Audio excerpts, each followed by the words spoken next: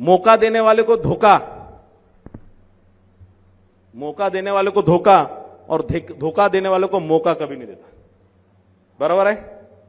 म्हणून ज्यांनी मला कधी मदत केली, ज्यांनी आपल्या पक्षासाठी काम केलं, त्याला अर्ध्या रात्री काही काम असणार, मी त्याच्यासोबत उभं राहतो की नाही राहत. पण ज्यांनी धोका दिला कधी कधी माफ करतो. पण एक चांगलं या माध्यमातून निश्चितच एक सहकार क्षेत्रामध्ये आपल्या एक चांगली सुरुवात या माध्यमातून झाली आहे. 5 वर्षानंतर आपले जितके सहकारमध्ये निवडून आले, आता ताकदीवर स्वतःच्या भरोशावर आपण पुढच्या सहकार क्षेत्रामध्ये आपण दोन्ही जिल्ह्यामध्ये मुसंडी मारू आणि सहकार क्षेत्रामध्ये आपल्या पक्षाचं वर्चस्व निश्चितच स्थापित करू.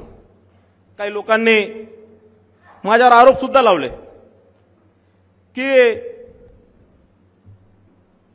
असं झाला तसं झाला, पण मी काही कोणाच्या आरोपांना काही किंवा कोणी माझ्यावर खापर फोडली. पण त्याविषयी मला हे निश्चितच माहीत झालं की कारण कसं असतं की तुमच्या घरी जर काही चांगलं झालं तर कोणी केलं, पोरगा जसं 10वी मध्ये पास झाला किंवा चांगले मार्क भेटले तर पोराने केलं किंवा आईने केलं. काही चांगलं झालं तर कोणी केलं तर आईने केलं, आणि काही खराब झालं तर बापाने केलं.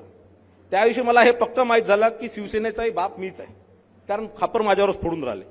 आणि म्हणून कुठेतरी या सगळ्या आरोपांना कुठेतरी लक्ष न देता आपण आपल्या कामाला ताकदीने सुरू ठेवलं पाहिजे आणि ताकदीने सातत्याने आपला पक्ष वाढवण्याचं काम आपण नेहमी केलं पाहिजे.